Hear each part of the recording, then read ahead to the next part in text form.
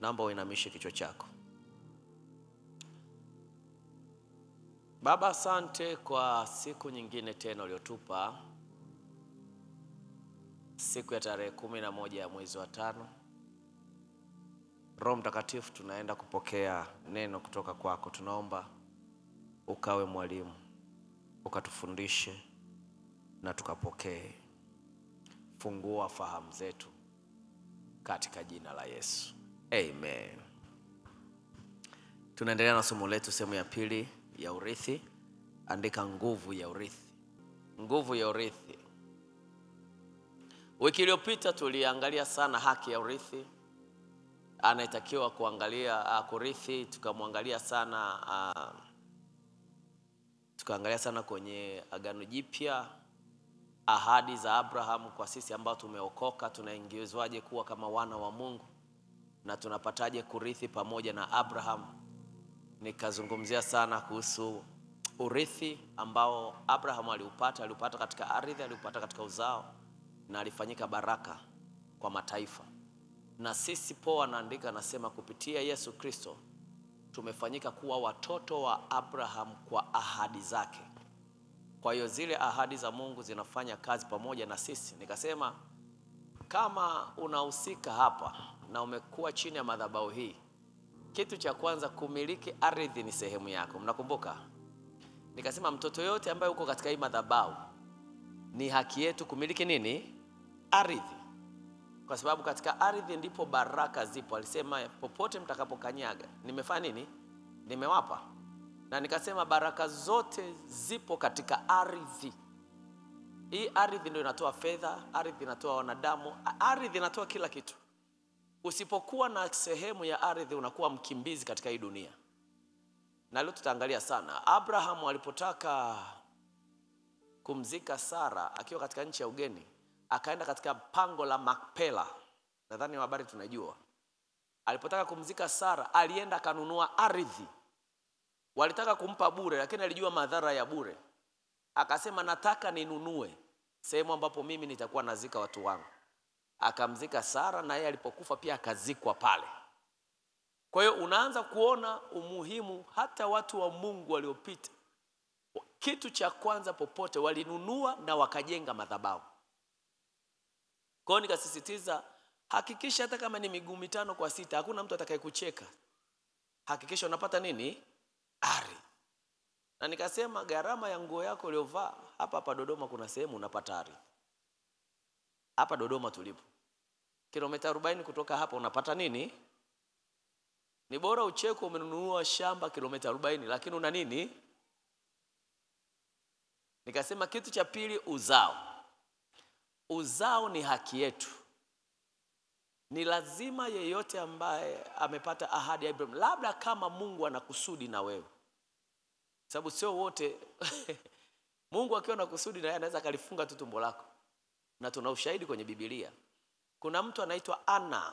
Wakati Yesu anazaliwa, yeye alikaa kwenye ndoa muda mchache sana, alafu mume wake akafa. Baada ya hapo alikuwa akifunga na kuomba. Hakuwahi kuwa na uzao tena. Lakini alitengwa kwa kusudi nini? Maalum. Bwana Yesu asifiwe. Lakini pia Hana, mama yake Samuel, na yeye alizuiliwa makusudi kwa ajili ya Samuel kuja kuzaliwa. Tukimwangalia mama yake Samson the same, tukimwangalia Elizabeth the same. Kwa hiyo kama Mungu amekusudia asikupe mtoto kwa kusudi lake, ni sawa, ni kesi tofauti. Lakini kama upo hapa, baraka ya mtoto ni haki yako. Tunatakiwa tusisome Biblia kama story. Tunatakiwa tusome Biblia na tuamini yaliyoandikwa ni kwa ajili yetu, na ni lazima yatokee kwetu. Kitu cha tatu tukasema ni baraka. Ufanyike baraka kwa wengine. Popote unapoingia wewe, kama kulikuwa na ukame, automatically kwa sababu ya uwepo wako wewe unayeamini, ni lazima hiyo sehemu ibadilike. Unapofanyika wewe baraka, inakuwa ni kama it's like a magnetic wave. Kuna nguvu unakuwa unaitoa, inayosababisha wengine nao mabadiliko yatokee kwa lazima. Aidha wanapenda, hawapendi, lakini mabadiliko lazima yatokee. ni kwa sababu wewe unafanyika chumvi na unafanyika nuru katika hiyo sehemu. Kwa hiyo kama kuna giza, kwa sababu ya uwepo wako ni lazima nuru itokee. Kama hakuna ladha, ni lazima wewe kwa sababu ni chumvi ulete ladha. Kwa hiyo unafanyika baraka kwa wengine. Ni vitu vitatu ambavyo tuliviangalia sana. Leo ili hiyo nguvu uwe nayo, nataka nikupitishe sehemu chache, na Mungu anisaidie na leo nisikilize sana, kwa sababu nitafundisha sana uweze kunielewa. Mungu, urithi ni neno ambalo linaachiwa na mtu mwenye nafasi ya kutoa urithi. Urithi, nguvu ya urithi ni neno linaloachiliwa ili uweze kuvipata, uweze kuvikamata vile ambavyo unatakiwa kuvipata. Narudia tena. Urithi, nguvu ya urithi ni neno linaloachiliwa na mtu ambaye yuko kwenye nafasi kuweza kukuruhusu uvipate.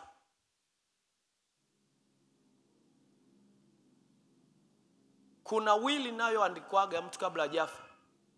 Kinachoandikwa ni neno, maneno, kwamba Mariam Silo atapata eneo ambalo lipo kisasa.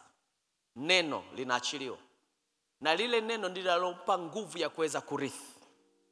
Kwa hiyo urithi unaweza ukawepo, lakini ikikosekana nguvu, wewe unatakiwa kurithi, hautaweza kuipata. Kwa hiyo kuna vitu vingi ambavyo tunatakiwa kurithi kama watoto wa Mungu, kuvipata ni haki yetu. Lakini kinachokosekana ni nguvu ya kutuingiza, ya kutupa tuweze kuvimiliki. Na anayetakiwa kutoa ni mtu mwenye mamlaka. Mtu mwenye mamlaka, na nitakupitisha. Mtu mwenye mamlaka ana uwezo wa kugawa urithi. Na urithi sio lazima upewe mpaka huyo muhusika afe. Hapana, atakiwa hai. Na ndio maana ahadi za Abraham za urithi alizipata na Mungu bado yuko hai. Alimpa. Mwana mpotevu akapewa urithi na baba yake, akagawiwa, lakini baba hakufa, si ndio? Kwa tunazungumzia vitu halisi vinavyoweza kutokea kwenye maisha yetu. Nifungulie kitabu cha Joshua mlango wa 14. Nianzie mstari wa 6.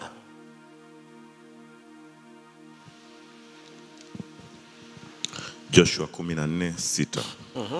Wakati huo wana wa Yuda walimkaribia Yoshua hapo Gilgal, na Kalebu mwana wa Yefune huyo Mkenizi akamwambia, wewe wajua hilo neno Bwana alilomwambia Musa, huyo mtu wa Mungu, katika habari zangu na katika habari zako wewe, tulipokuwa katika Kadeshi Barnea. Mimi nilikuwa mtu wa miaka 40 umri wangu. Hapo Musa mtumishi wa Bwana aliponituma niende kutoka Kadesh Barnea ili kuipeleleza hiyo nchi. Nami nilimletea habari tena kama ilivyokuwa ndani ya moyo wangu. Lakini wale ndugu zangu waliokwea kwenda pamoja nami waliyeyusha mioyo ya watu, ila mimi nilimfuata Bwana Mungu wangu kwa utimilifu. Ishi hapo. Mstari wa 6 tunawaona wana wa Yuda, pigia mstari, Yuda pamoja na Kalebi. Na ukisoma milango ya juu, baada ya kuingia katika nchi ya Kanani, baada ya kutumia miaka 40 ambayo Mungu aliwasababishia watembee jangwani, wanapofika Kanani, kitu cha kwanza walipoingia Kanani, wakajua wameshaimiliki. Biblia inasema wakaanza kugawana urithi. Kulikuwa na makabila 12 ya watoto wa mzee Yakobo, ambayo haya makabila yakageuka kuwa watoto, wakageuka kuwa nini? Makabila. Tunaposema Yuda ni kabila, tunaposema Benjamin ni nini? Ni kabila. na mwishowe ni taifa. Tunaposema Ruben ni nini? Ni kabila la Ruben. Lakini hawa walikuwa ni watoto wa mzee Yakobo. Utajiuliza kwa nini Yusufu hayupo? Si ndio? Yusufu akazaa wana wawili. Wa kwanza anaitwa nani?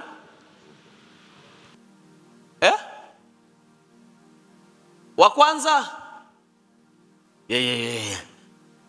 Sasa nakupa maiki. Niangalie usoni. Mtoto wa kwanza wa Yusufu.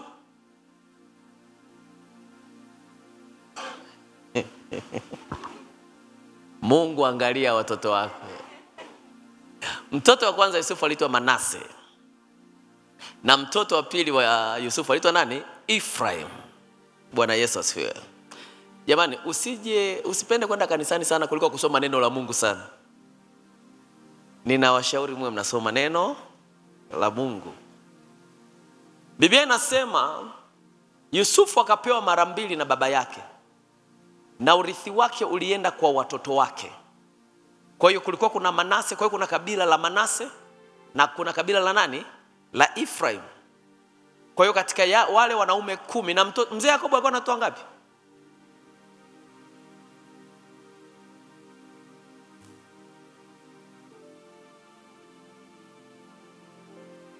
Mzee Yakobo alikuwa anatoa ngapi?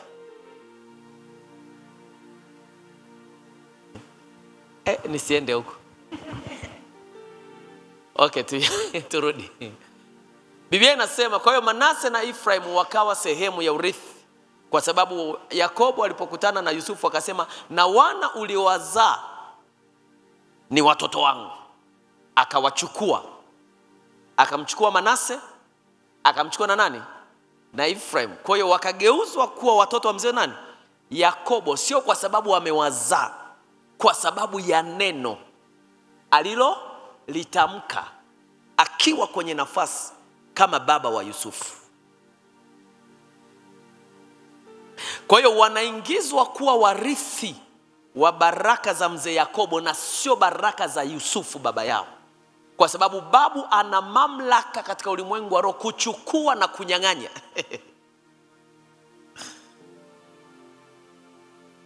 Ninaposema wewe ni mtoto wangu wa kiroho, hujui haki ambayo nimeichukua kwako. Hujui nimekunyang'anya kutoka kwenye madhabahu gani. Unapokuwa chini ya madhabahu yoyote, kuna haki umeipata na kuna haki mtu amenyang'anywa kwenye ulimwengu wa roho. Biblia inasema walipoanza kugawiwa, waligawiwa nchi ya Kanaani, kwa sababu kulikuwa kuna Wayebusi, kulikuwa kuna makabila katika taifa la Kanaani. Walipokuwa wanagawiwa, wengine walikuwa kando ya Jordan na wengine walikuwa upande wa pili wa Jordan. Walipogawiwa, ilipofika kwenye baraka ya Yuda, ndipo mstari wa 6 unaanza. Nimesema leo nitafundisha sana. Biblia inasema wakati huo wana wa Yuda walimkaribia Yoshua alipokuwa anaishi Gilgal. Biblia inasema na Kalebu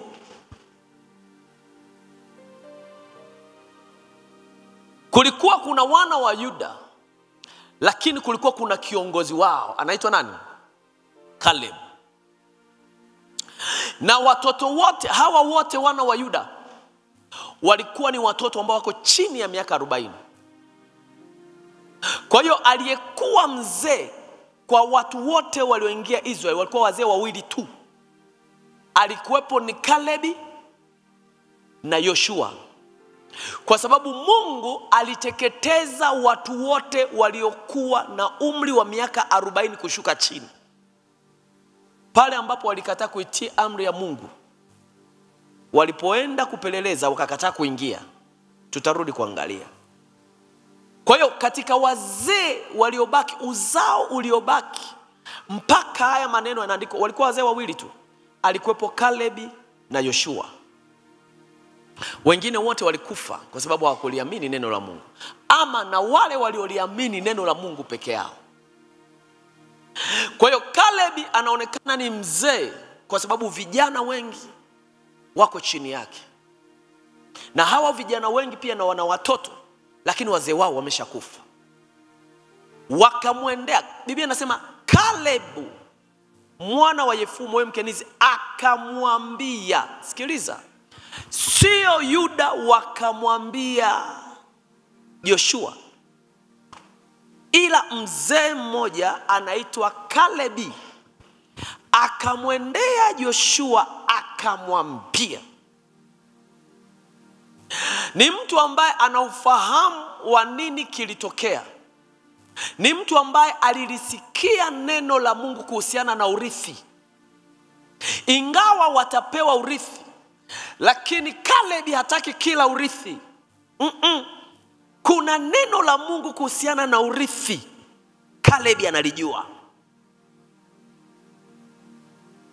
Sikiza, sio kila baraka ni za kwako. Sio kila biashara ni ya kwako. Sio kila kazi, sio kila mwanamke ni wa kwako. Na sio kila mwanaume ni wa kwako. I'm telling you, usimwone mama mchungaji hapa yuko na mimi. Ukitaka kunichukua mimi wewe siku 2 unaweza kunirudisha. Mama mchungaji asema robo saa.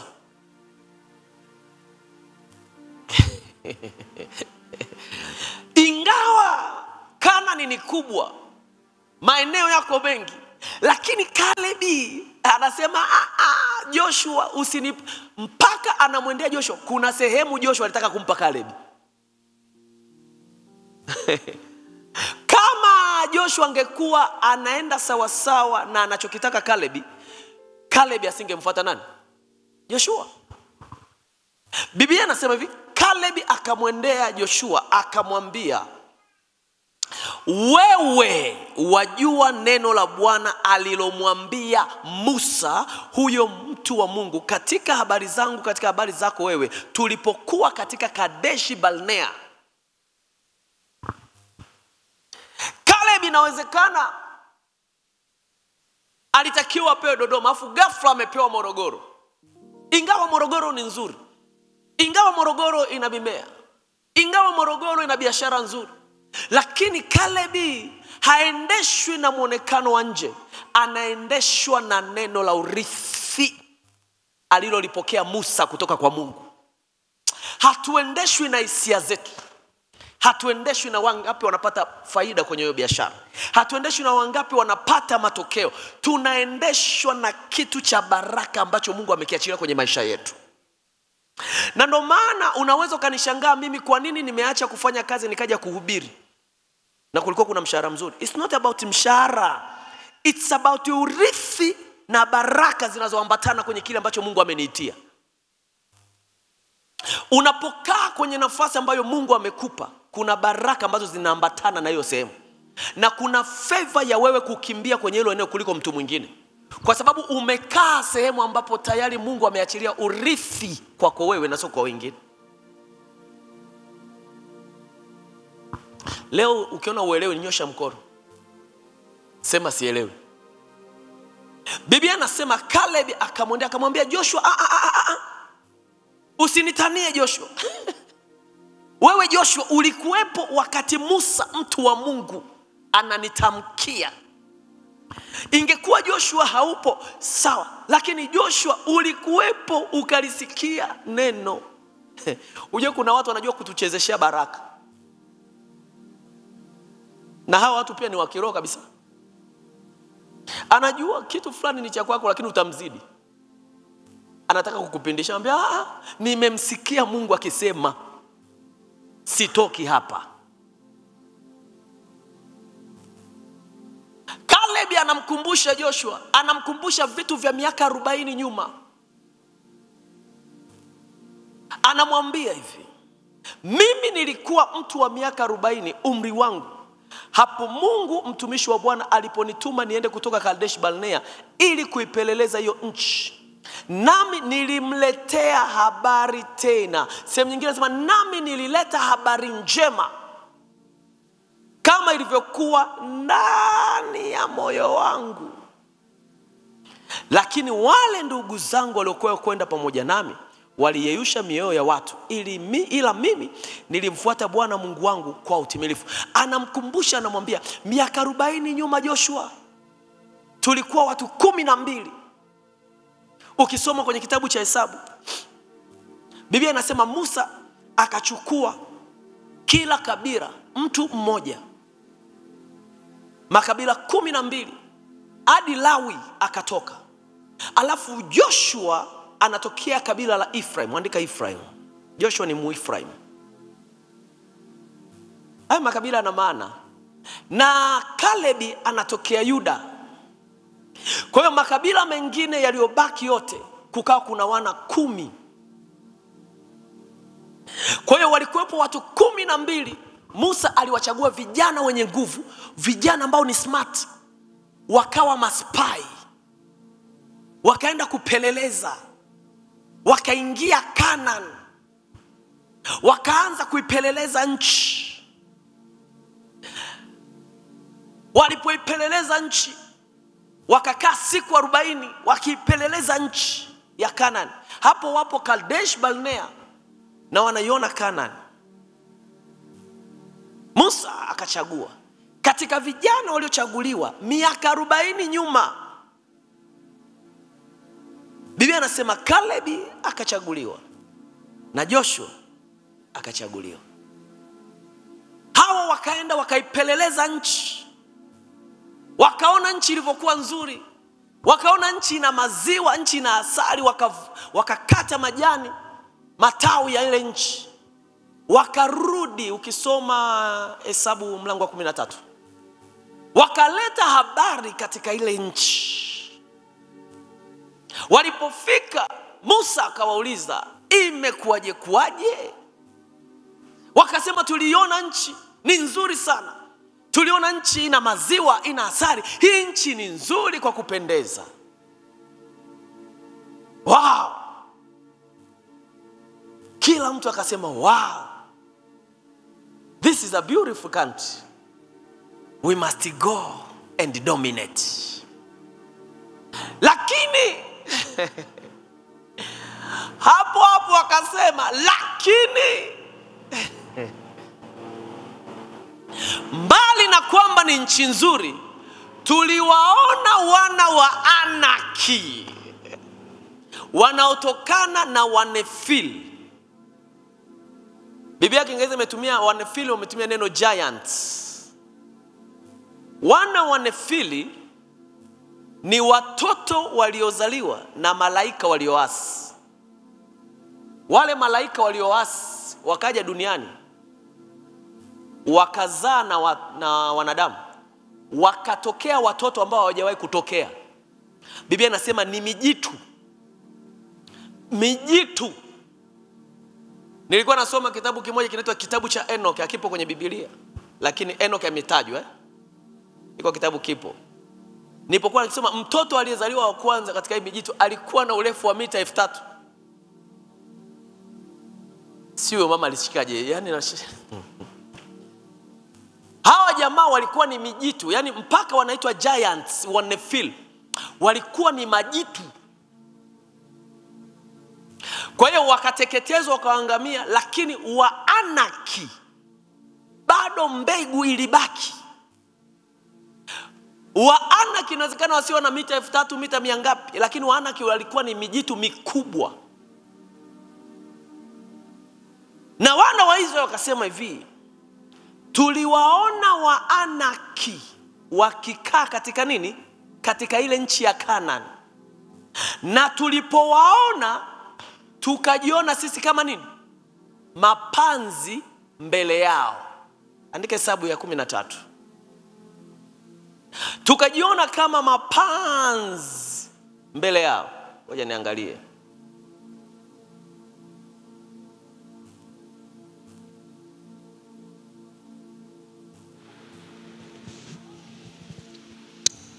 Hesabu 13:32. Wakawaletea wana wa Israeli habari mbaya ya ile nchi walioipeleleza. Wakasema, ile nchi tuliyopita kati yake kuipeleleza ni nchi inayowala watu wanaoikaa, na watu wote tulioona ndani yake ni watu warefu mno. Kisha huko tuliwaona Wanefili wana wa Anaki waliotoka kwa hawa Nefili, tukajiona nafsi zetu kuwa kama mapanzi. Nao ndivyo walivyotuona sisi. Unaona? Katika wale watu 12 waliopeleleza nchi, wakarudi wakasema, Musa, hii nchi unataka kutupa kama urithi, sisi hatuendi. Hii nchi ina majitu, ina meza, inakula watu. Ngoja kwambie, ukisoma iko kitabu cha Enoch, Biblia inasema sababu ya Mungu kuiteketeza dunia, kumleta Nuhu na kutengeneza safina, kwa sababu ya Wanefili.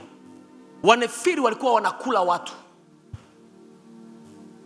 Wanefili walikuwa wananyonya damu za watu. Yaani wakisikia njaa wa jamaa wanamtafuta mtu wanamla.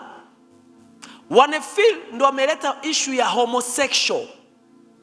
Wanefili ndio wameleta issue ya watu kujamiana na wanyama. Biblia inasema nchi ilitoa kilio kwa sababu ya matendo ya Wanefili. Unachokiona chote kinachoendelea, uasi unaoendelea, chanzo chake ni Wanefili. Hawa jamaa hawakuwa wanadamu, walikuwa ni roho. Kwa hiyo wanavyosema tuliona nchi wameelezea kwamba tuliwaona Wanaki, Wanefili, na tuna historia kwamba hawa jamaa wanakulaga nini? Watu. Sio watu wa kawaida. Na wao wa Anaki sasa wanakaa katika nchi yenye asali na maziwa. Nifuatilie. Mungu anataka kuwapa urithi, lakini anawapa urithi kwa watu wanaokula watu. Urithi wako upo kwa mtu anayekula wewe, yani anayekukula wewe. Anayekunyonya damu ana urithi wako. Sikiza, Mungu atoagi vitu vipo tu. Ni lazima uingie kufight baraka za Mungu uweze kuzipata. Bila kufight, Wanefili wanakula. Na tuna Wanefili kwenye biashara. Ukiingia ovyo ovyo biashara yako inamezwa. Usikiza, usimwone Mnefili mwanadamu, ona Mnefili kwenye eneo lako. Unaweza ukapata ajira na ajira ikakumeza. Unaweza ukawa na biashara ikafanya ikakumeza. Minzi Mungu usiache hiyo biashara hata kama sikiza, kuna Wanefili wanaokula watu na ni kazi yako kuwaondoa Wanefili.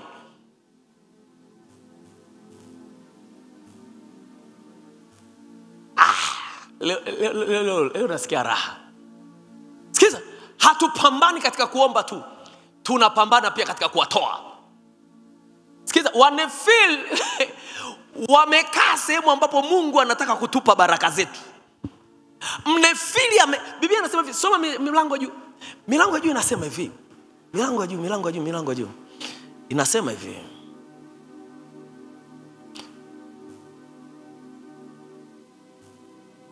Mstari wa 26. Hapo hapo Hesabu 13:26. Wakaenda wakafika kwa Musa na kwa Haruni na kwa mkutano wote na wana wa Israeli katika jangwa la Parani huko Kadesh. Wakawaletea habari wao na mkutano wote, wakaonyesha matunda ya nchi. Kitu cha kwanza, hii nchi ina matunda. Hii nchi, yani nakwambia, sikiza, tukipata nchi kuna biashara zinafanyika tujawahi kuziona hizi biashara. Inapokuja kwenye swala la biashara, nchi ina matunda ya biashara, maana inazaa. Hii nchi ina samaki, hii nchi ina mifugo, hii nchi ina ng'ombe, hii nchi ina maziwa. Biblia inasema wakaleta habari njema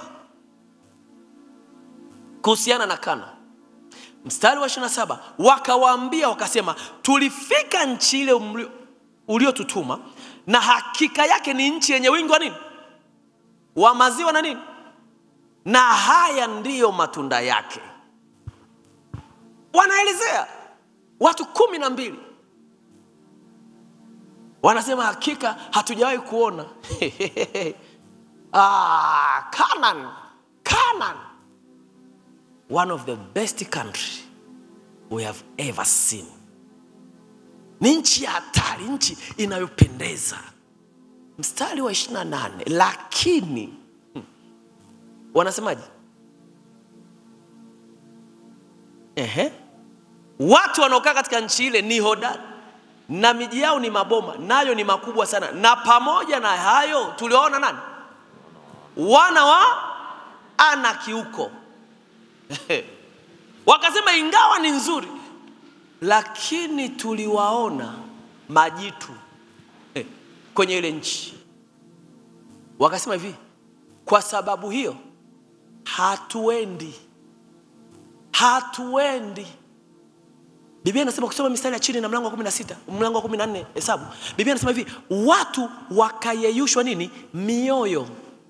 Na wakachagua akida, kiongozi atakaye warudisha Misri. Wakasema ni bora tukapambane na wanadamu wenzetu kuliko mijitu inayokula watu. Ukisoma hii habari, ukiwaona wana wa Israeli, jione wewe umekutana na mtu ambaye huyo mtu ni urefu ili paa. Yaani unataka Mungu atakupa nchi. Hao watu unaliona ili paa ndio watu wanaoishi katika hiyo nchi. Alafu Mungu anataka ukawapige, uwaondoe, ndio umiliki nchi yao. Ukisoma kikawaida unaona kama wana wa Israeli walimdharau Mungu lakini walipoenda wakaona aina ya watu mpaka wanawaogopa. Sikiza, wako tayari kurudi kupigana na Farao aliyewatesa miaka 400. Lakini wakasema turudini Misri, tukamiliki Misri, kwa sababu hawa ni wanadamu wenzetu, tutakuwa tuna uwezo wa kuwatoa. Yaani tukirudi na hizi nguvu za Mungu, tutawatoa wa Misri, kwa sababu wale sio majitu, sio wanefili. Lakini nchi ya Kanaani anayotupa Mungu kwamba ndio urithi wetu, ni nchi yenye Waanaki wanaokula nini? Yaani hao jamaa wakimshika mama weja hivi, wanapanua tu mdomo wanammeza. Wakasema usitutanie Musa. Tunarudi wapi? Tunarudi Misri. Sikiza, yawezekana Mungu amekupa urithi hapa Dodoma kwenye aina fulani ya biashara, kilimo. Lakini unapoingia kwenye hiyo kilimo, unaambiwa sikiliza nikwambie, kuna mnefili hapa, mwana wa Anaki. Huyu jamaa akiona shamba lako linastawi kuliko lake, anaingiza ng'ombe na huwezi kumfanya chochote. Analeta na choma shamba lako. The only way, chukua mazao yako huo unamuuzia yeye anavyotaka kwa bei anayoitaka. Kwenye chochote ambacho Mungu amekupa baraka, kuna Waanaki wanakishikilia. Sikiza, kwa nguvu zako huwezi kuwaondoa Waanaki, ila kwa neno la mtumishi wa Mungu lililotoka kwa Mungu, ukiondoka nalo leo, Waanaki utawatoa kuliko ulivyokuwa unadhania unaweza kuwatoa.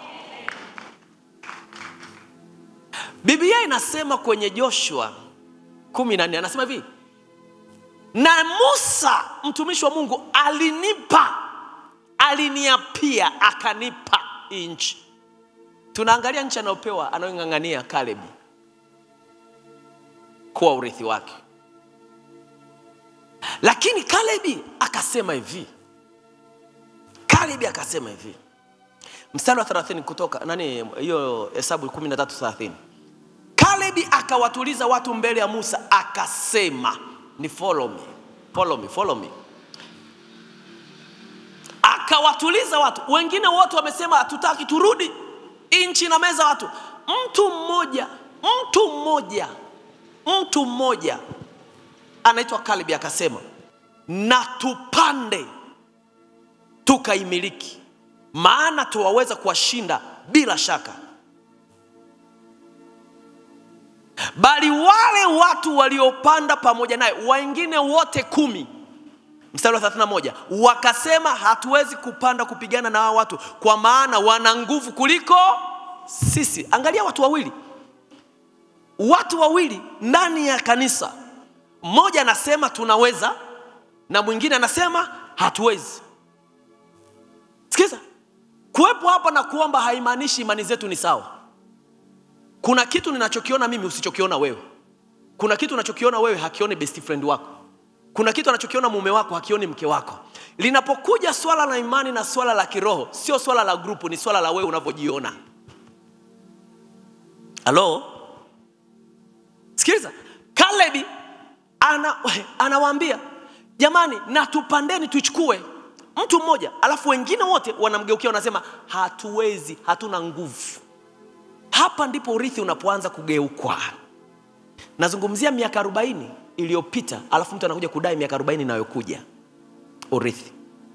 Katika ulimwengu wa roho, watu 10, makabila 10 yalipoteza urithi.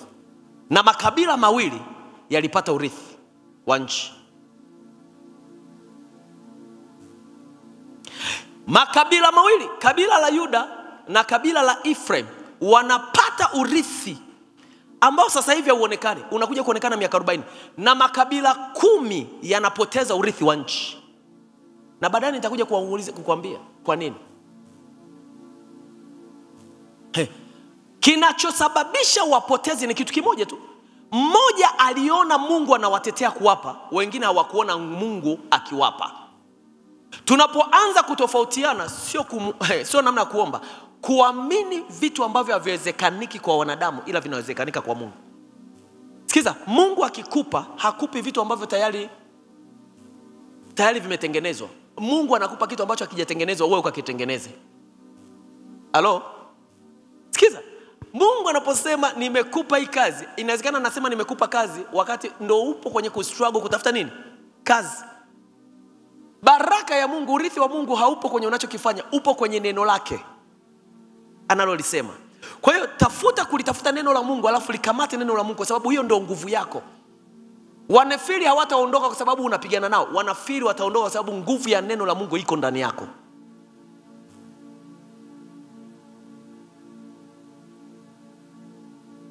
Ukisoma mlango wa 18, Biblia inasema hivi, wana wote wa Israeli wakainua mawe wakataka kuwapiga kina nani? Kina Kalebi. Wakaambia msitutania, hatuendi. Na Biblia inasema kina Kalebi na Joshua wakararua nguo zao. Wakasema jamani, tusimuasi Mungu kiasi hiki. Mungu alishatupa hii nchi, tuendeni. Watu wakainua mawe. Mstari wa mlango wa 14. Wakainua mawe wanataka kuwapiga. Biblia inasema walipotaka kuwapiga, wingu la Mungu likatanda katika hema. Wakaacha kuwapiga. Ninachotaka nikuambia, haijalishi struggle ambayo unapita, kama una neno la Mungu endelea kushikilia. Kabla madhara hayajatokea, utukufu wa Mungu utakuja na kukufunika. Sikiza, Mungu uliangaliaga neno lake na kulilinda neno lake. Wakati wanataka kuwapiga kina Kalebi kwa sababu wamelisimamia neno la Mungu, Mungu akaleta wingu, wakaacha kuwapiga. Mlango wa 14 mstari wa 28 nisomee. Hesabu hapo. Nadhani mstari wa 28. Hesabu 14:28. No, 24. Mstari wa 24. Lakini mtumishi wangu Kalebu, kwa kuwa alikuwa na roho nyingine ndani yake, naye ameniandama kwa moyo wote, nitamleta yeye mpaka nchi hiyo aliyoingia, na uzao wake wataimiliki. Okay, anza mstari 23. Hakika yangu hawataiona hiyo nchi niliyowapia baba zao, wala katika hao wote walionidharau hapana atakayeiona. Sikiliza, Mungu anaanza kutoa maneno. Anasema hivi, katika wote waliolidharau neno langu hawataiona nini? Nchi.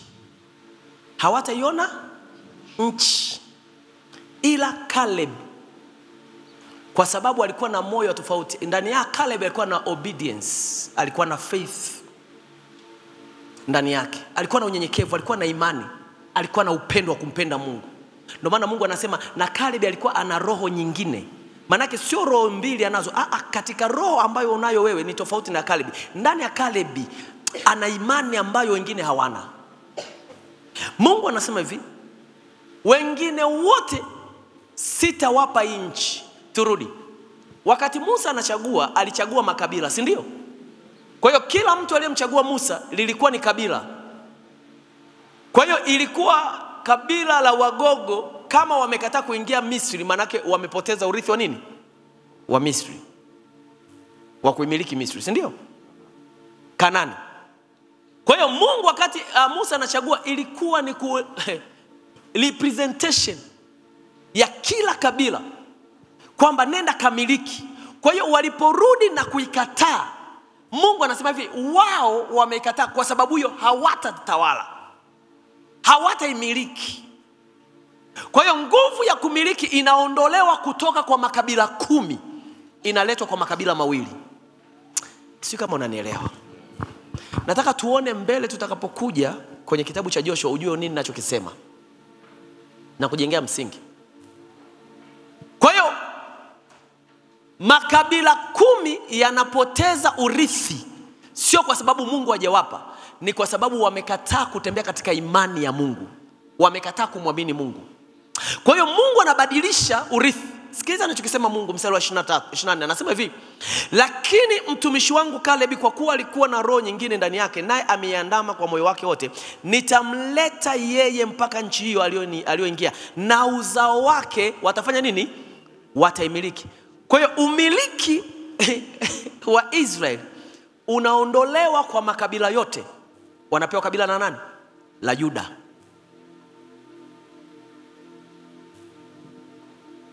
Sasa swala kujiuliza, waliingia wote kuimiliki Kanaani, lakini kwenye ulimwengu wa roho anayetakiwa kuimiliki Kanaani ni Yuda peke yake. Ni Yuda peke yake. Sikiza, makabila yote ya Israeli, wakati Musa anakufa, wakati Musa anaondolewa, ilitakiwa Musa amrithishe mtoto wake, si ndio? Ama kama sio mtoto wake, Musa alitakiwa amrithishe mtu anayetoka katika kabila la nani? La Lawi. Kwa nini Musa hamrithishi mtu wa kabila la Lawi, anamrithisha mtu wa kabila la Efraim? Ni kwa sababu katika watu 12 walioenda, Lawi naye alikataa kuitii sauti ya Mungu. Kwa sababu hiyo Efraim ambaye ni Joshua anakaa kupewa nafasi, ni kwa sababu Lawi alitakiwa kumiliki na kuingiza, ameikana sauti ya Mungu.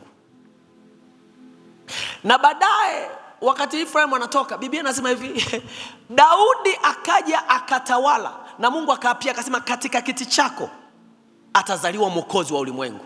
Sio katika kabila lingine, katika kabila Mungu anaapa, anasema hivi, na nchi hiyo nitawapa uzao wako Kalebi, nitawapa Yuda kuimiliki. Kwa hiyo ukianza kuona Daudi anamiliki, sio kwa sababu Daudi amependa, ni kwa sababu baba yake Kalebi aliliamini neno la Mungu, akapata nguvu ya urithi ya kutembea kwa mtoto na watoto na watoto. Leo sikiza, tukienda kwenye maombi ya leo, nguvu ya neno ambayo utaondoka nayo leo haitakuathiri wewe. Usijiangalie wewe, angalia miaka 40 mbele, utakuwa na miaka 80, utakuwa na miaka 90. Umewatengenezea watoto nini cha kuja kurithi? Imani yako utakayokiamini ndicho kitasababisha watoto wako waweze kwenda sawa sawa na neno la Mungu. Sikiza, wana wa Israeli walipotaka kumilikiwa kiutawala, walimsimamisha Sauli kuwa mfalme wa kwanza. Sauli anatokea kabila gani? Mungu naomba nisaidie, sio nauliza maswali. Benjamin. Sauli alitokea kabila la nini? La Benjamin. Turudi kwenye urithi. Wakati Mungu anatoa nguvu ya urithi, Benjamin alikataa kuingia. Benjamin aliinua jiwe kumpiga Kalebi, kumwambia hatuendi, hatutaki kurithi, sisi tunarudi wapi? Misri. Leo hii Benjamin unakaaje kwenye kiti cha ufalme, wakati wewe Mungu hana neno la urithi kwako? Neno la urithi analo Yuda, ambaye Yuda alijitoa kufa kulitetea neno la urithi. Anasema Waanaki watakuwa chakula chetu. Yaani Waanaki mnaowaona watakuwa nini? Chakula chetu. Mlango wa 14 mstari wa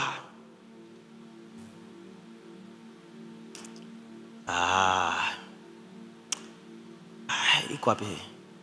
Mstari wa 9, mlango wa 14 mstari wa 9. Lakini msimwasi Bwana. Kalebi anasema msimwasi Bwana, wala msiwaogope wale wenyeji wa nchi, maana hao ni chakula chetu. Mwangalie mwanaume Kalebi, anawaona mijitu, anasema hivi, msiwaogope wale jamaa, tutawakatakata, tutawakaanga, tutawapika, tutawala. Ukiingia kwenye ofisi yako kuna jamaa na kutishatisha, ukirudi kwa mke kwamba mke wangu usiogope, yule ni chakula chetu, tutamkatakata, tutamtengeneza supu na tutamla. Mimi na mganga wangu mwambie usimuogope mnefili katika ulimwengu wa roho. Huyo ni nini? Chakula chetu. Maneno mawili ya Kalebi, anasema hiyo nchi Bwana ametupa, lakini wanefili ni chakula changu. Mungu akasimama akawaangalia. Sikiza, Hakuna kitu Mungu anakuwa proud na sisi kama tunaliamini neno lake hata katika mazingira magumu tunayopitia. Sikiza, yani Mungu anatupimaga kwenye mazingira magumu kuangalia tunamwamini. Mungu hatufurahii tunapokuwa tu tumefanikiwa. Mungu kwenye mazingira, umetafuta kazi miaka 6. Kazi upate, kila interview unapigwa punch. Alafu Mungu analiangalia. Bado utamwamini Mungu? Utasimamia ahadi za Abraham kwamba nitamiliki ingawa hauna kazi, hauna mtoto, unasema bora tu nifanye kitu fulani? Ama unalisimamia neno la Mungu, unarudi anaposema kurudi Misri, kurudi maisha yako ya zamani, ukategemea waganga na wachawi ili upate mtoto? Ama utakaa katika mapenzi ya Mungu kama Caleb na kusema hivi, hiyo nchi yenye wanafeel ndio nchi hiyo tunaenda kumiliki. Yani hata sasa bado namwamini Mungu atanipa mtoto. Umri unakwenda, hata sasa bado naamini Mungu atafanya nini? Atanipa mtoto. Mungu anachovutiwa kwetu ni kwenye mazingira magumu, alafu bado tulisimamie neno lake na kumwamini kwamba Mungu bado atafanya nini? Atafanya. Benjamin wakamsimamisha rais, mfalme. Mungu akamwambia Samuel, kaambie atakuwa tanzi kwao, kwa sababu sio mtu wangu. Mungu ajipingi na neno lake. Neno langu ni kwamba Caleb, Yuda, ndiye atakayetawala, kwa sababu nchi ni ya Yuda, nchi sio ya Benjamin. Benjamin, wewe Sauli, rudi miaka 60 nyuma. Baba yako alikataa kuingia nchi, unataka urithi? Babu yako alikataa kuingia nchi, akatamani kurudi wapi? Utumwani. Leo hii unatakaje kumiliki wakati baba zako walisharudi Misri mioyo yao? Ila Caleb, Yuda, sasa hivi anachunga kondoo, lakini ndiye mmiliki katika ulimwengu wa roho. Sikiliza, kuna kina Yuda wengi tupo Dodoma, lakini hatujui kwamba kuna neno la kutawala limeachiliwa kwenye maisha yetu. Na mimi leo hii niko kureveal neno la Mungu, kukuambia kwamba Dodoma tumepewa sisi. Haijalishi uko kwenye ofisi gani, haijalishi uko kwenye field gani, sisi ndio tuliopewa neno la kumiliki. Mataifa 10, hata Ruben aliyekuwa mkubwa alirudi Misri kwa moyo wake. Caleb, sikiliza, neno la mstari wa 24 ndilo ambalo neno analikumbushia kwa Joshua. Neno la Hesabu 14:24 anasema hivi, lakini mtumishi wangu Caleb, sawa, nimempa nchi yeye na uzao wake wafanye nini? Waimiliki. Kwa hiyo Musa akalitamka neno la kumiliki, alafu neno likakaa, wakaendelea na vita. Sikiliza, Mungu akaweka strategy, sema strategy, ya kuangamiza. Kwanza watu 10 waliokataa wakaangamizwa siku ile ile. Yani siku Caleb anaongea, siku waliotaka kuwapiga kwa mawe, wale 10 waliangamizwa siku ile ile. Biblia inasema tauni ilikuja ikawaangamiza wale 10. Hebu nisome mstari wa, nadhani mstari wa 9 au mstari wa 12. Hesabu 14:12. Nitawapiga kwa tauni na kuondolea urithi wao, nami nitakufanya wewe kuwa taifa kubwa, kisha yenye nguvu kuliko wao. Angalia Mungu anasema nitawapiga kwa nini? Kwa tauni. Na kweli Mungu akatengeneza strategy. Mungu akatengeneza miaka 40. Unajua miaka 40 maana yake nini? Ukisoma kule tutarudi. Yoshua anasema hivi, Caleb anasema hivi, na miaka 85 lakini nina nguvu kama nilivyokuwa nazo nikiwa na miaka mingapi? 40. Sasa hii ndio siri. Mungu akatengeneza miaka 40 hawa watu wafe, kizazi chote kife. Kwa hiyo miaka 40, angalia, kwa Caleb miaka 40 imehifadhiwa, kwa wengine miaka 40 imeongezewa. Kwa hiyo kama mtu alikuwa na miaka 60, ataishi miaka 40 afe. Akifika miaka 100 anafanya nini? Anakufa. Mungu akamaliza kizazi chote. Miaka 40 ya jangwani ni anamaliza uzao unaotakiwa kurithi ufe. Alafu anatakiwa kurithi Kalebi aishi peke yake. Kwa hiyo ilitokea ugonjwa, ukitokea ugonjwa, rafiki wa Kalebi anakufa. Lakini Kalebi na familia yake hawafi. Kwa nini hawafi? Kuna neno la urithi linatembea na Kalebi.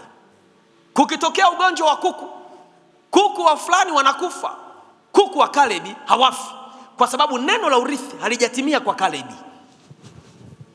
Wengine na wenyewe wanapata tauni ikija inawaua wengine, lakini Kalebi hafi. Wako kwenye the same situation, wako kwenye jangwa hilo hilo, lakini wengine hawana neno la urithi, wengine wana neno la urithi. Wanaokufa ni kwa sababu hawana nini? Neno la urithi.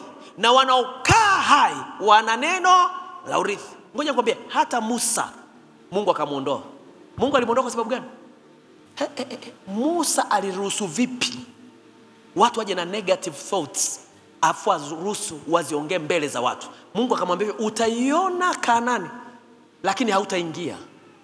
Imagine, mpaka Musa harithi nchi. Na ndio maana siwaoni watoto wa Musa wakirithi popote, wakitajwa popote. Ila watoto tu wakina Kalebi, kina sisi tuliokuwa tumedharauliwa, tuliokuwa tuonekaniki, Mungu akakuinulia uzao utakaorithi katika nchi ambayo Mungu anaenda kukupa. Watoto wako majina yao yakatamkwe. Sio kina majina ya watoto wa kina Musa. Sio majina kina watoto wa kina Haruni. Majina ya watoto wa Kalebi wakatamkwe katika nchi. Turudi kwenye Joshua. Nisomee mstari wa 8. Joshua 14:8. Ni 14? Yes. Lakini wale ndugu zangu waliokuwa kwenda pamoja nami waliyeyusha mioyo ya watu, ila mimi nilimfuata Bwana Mungu wangu kwa utimilifu. Kisha Musa akaniapia siku hiyo, akasema, hakika hiyo nchi ambayo miguu yako imekanyaga itakuwa ni urithi kwako wewe na kwa watoto wako milele, kwa sababu wewe umemfuata Bwana Mungu wako kwa utimilifu. Sasa basi, angalia, yeye Bwana ameniweka hai kama alivyosema, miaka hii 45 tangu wakati huo Bwana alipomwambia Musa neno hilo, wakati Israeli waliokuwa wakienenda barani. Na sasa tazama, hivi leo nimepata miaka 85 umri wangu. Hata sasa mimi nina nguvu zangu hivi leo, kama nilivyokuwa siku hiyo Musa alionituma. Kama nguvu zangu zilivyokuwa wakati huo, na nguvu zangu ndivyo zilivyo sasa, kwa vita na kwa kutoka nje na kuingia ndani. Sikiliza, Caleb anamwambia Joshua, wakati Mungu anatupitisha jangwani miaka 40, mimi kwangu miaka 40 haikufanya kazi. Sikiza, miaka 40 Mungu aliyotuongezea kule haikuwa katika plani ya Mungu, ilikuwa kwa plani ya watu wasiomwamini Mungu kufa. Kwa hiyo mimi miaka 40 ile ya shida na tabu kwangu mimi haikuwa counted. Naomba ufuatilie. Manake mimi Kalebi sasa hivi ndo kwanza na miaka 45. Miaka 40 niliyokuwa miaka 40 tuliozunguka jangwani haikuwa miaka yangu, ilikuwa miaka ya Mungu kuwaondoa wasioamini. Kwa hiyo unaponiona na miaka 80 ndani yangu sikiza, kwenye ulimwengu wa roho mimi sio miaka 80. Kwenye ulimwengu wa roho mimi na miaka 40, kwa sababu nililiamini neno la Bwana. Bwana alihifadhi miaka yangu 40. 40 ilikuwa ni kwa ajili ya watu wasiomwamini Mungu kufa. Sasa Mungu ananipa nchi, anza kukaunti kuanzia sasa. Yeyote aliyecheleweshwa, yeyote ambaye anaona amecheleweshwa na aliliamini neno la Mungu, Mungu akahifadhi uhai wako. Mungu akahifadhi uhai wako. Hautakufa mpaka umepewa huo mlima. Kuna miaka ya tabu, lakini hiyo tabu sio ya kwako wewe. Ni Mungu anawaondoa wabaya wasimiliki pamoja na wewe. Caleb anasema, sikiliza nikwambie Joshua, kuna kitu Joshua nadhani hukielewi kwenye ulimwengu wa roho. Sikiza, sitakufa. Kama ni kwa ajili ya umri unaoniona, sikiza. Ukisoma mistari mbele, Biblia inasema hivi, Joshua akampa Caleb mlima nini? Hebron. Si ndio? Na katika mlima Hebron ulikuwa unaitwa nini? Alba. Alba ni baba wa kina Anaki. Na katika huo mlima kuna watu watatu wanaishi, watoto wa Anaki. Tutakuja kuwasoma.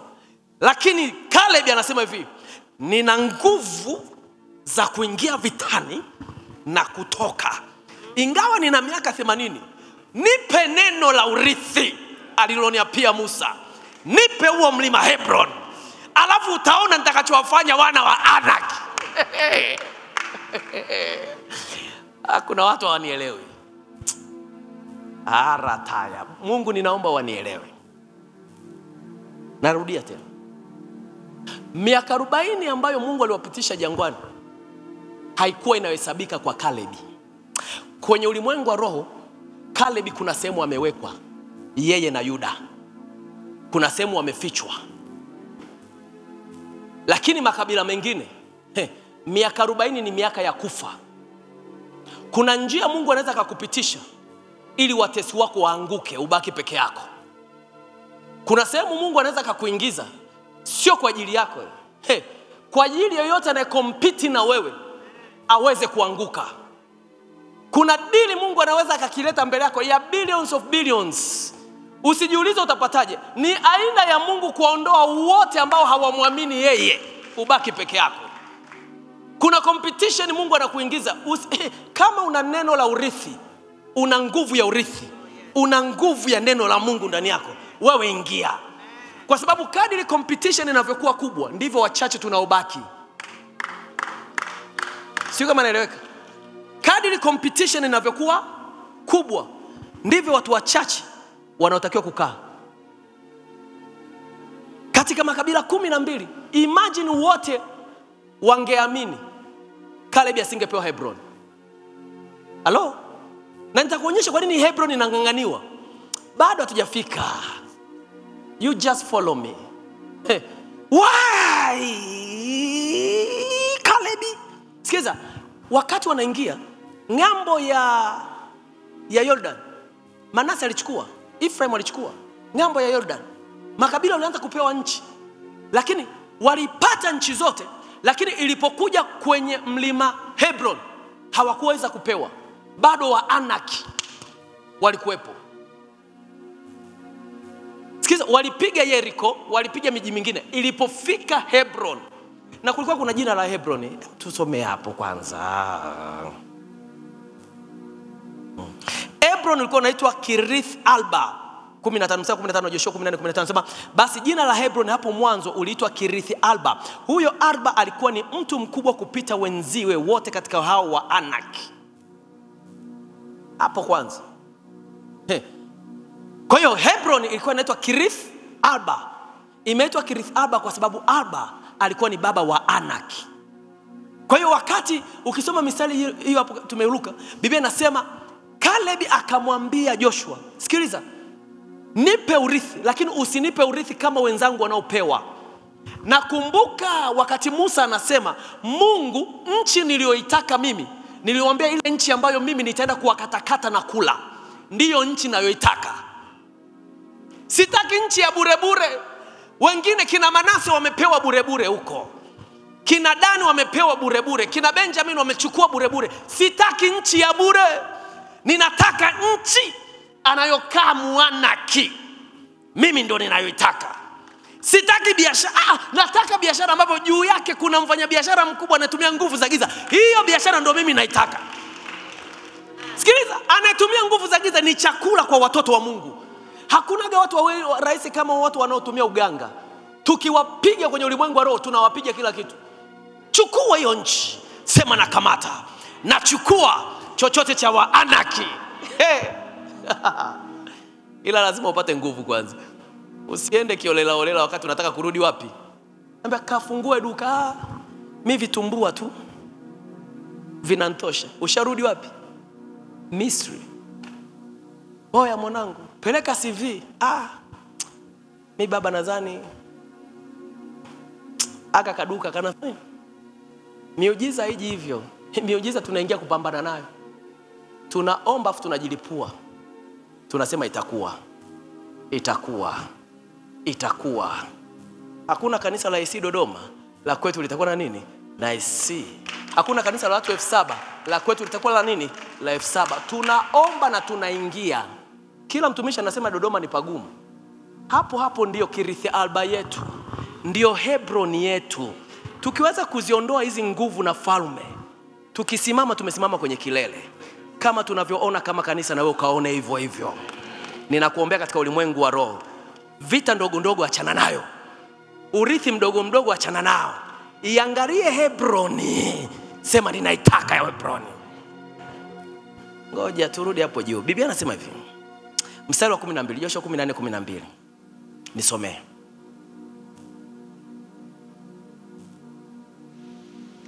Joshua 14:12. Basi sasa unipe mlima huu ambao Bwana alinena habari zake siku hiyo, kwani wewe ulisikia siku hiyo jinsi Waanaki walivyokuwa huko na miji iliyokuwa mikubwa yenye maboma. Yumkini yeye Bwana atakuwa pamoja nami nitawafukuza watoke nje kama Bwana alivyonena. Yoshua akambarikia, akampa Kalebu huyo mwana wa Yefune Hebron kwa urithi wake. Kwa hiyo Hebron ukawa urithi wa Kalebu mwana wa Yefune Mkenizi hata leo, kwa sababu alimwandama Bwana Mungu wa Israeli kwa utimilifu. Sikiliza. Caleb akaenda kwa Joshua. Joshua akashindwa kwa hoja. Ingawa ni besti yake. Tukumbuke Joshua ni nani? Kabila gani? Joshua ni kabila gani? Joshua ni kabila gani? Mwangalia anasema Manase, mwingine Ephraim. Joshua ni Muefraim. Kwa hiyo makabila mawili ndio yanatakiwa kuimiliki Kanaani yote. Muefraim na nani? Na Joshua. Na Myuda. Sio nirudi huko. Let's go back to Ephraim. Wakati mzee Yakobo anataka kufa, aliwaita watoto wawili wa nani? Wa Yusufu. Alipokuwa ameketi haoni, akaja mkono wake wa kulia alikaa Manase, sawa, ambaye ni mkubwa, na mkono wake wa kushoto alikaa nani? Ephraim. Angalia kitu Yakobo alikifanya. Wakati Yakobo anataka kutoa baraka, ameshamnyang'anya Yusufu, hao ni watoto wangu. Alipotaka kuwabariki, badala ya mkono wake kuweka kwa Manase, akaurudisha akaweka kwa nani? Kwa Ephraim. Alafu akawasimamisha, akamchukua Ephraim akamweka mbele ya nani? Ya Manase. Akasema hivi ndivyo nitakavyorudi wapi? Ndivyo tutakavyorudi. Kwa hiyo babu kwenye ulimwengu wa roho alishakiona kitu ambacho kitakuja kutokea. Alimuona Manase kwamba huyu moyo wake hauwezi kutuingiza wapi? Kanaani. Huyu ataturudisha Misri. Lakini huyu mdogo Ephraim ana roho nikiangalia ya ujasiri, atatuingiza Kanaani. Yusufu akamwambia, baba unakosea. Mkono wa baraka umeweka kwa mdogo, hujaweka kwa nani? Kwa mkubwa. Akamwambia, mwanangu ninajua ninachokifanya. Miaka 400 mbele kama utakuwepo utanielewa ninachokifanya. Kwa nini simpi Manase urithi wa kuongoza? Ninampa Ephraim. Kwenye ulimwengu wa roho nikimwangalia Manase miaka 400 kizazi chake kinarudi Misri. Lakini nikimwangalia Ephraim arudi Misri hata kutokea shida gani? Ephraim atapigana na Waanaki. Kuna namna nikikutamkia ama mtumishi wako akukutamkia, wewe chukua neno hilo la baraka. Inawezekana visitokee sasa hivi, lakini kuna miaka 400 uzao wako utakuja kujua nini mtumishi wa Mungu alifanya kwenye maisha yako. Ninabadilisha.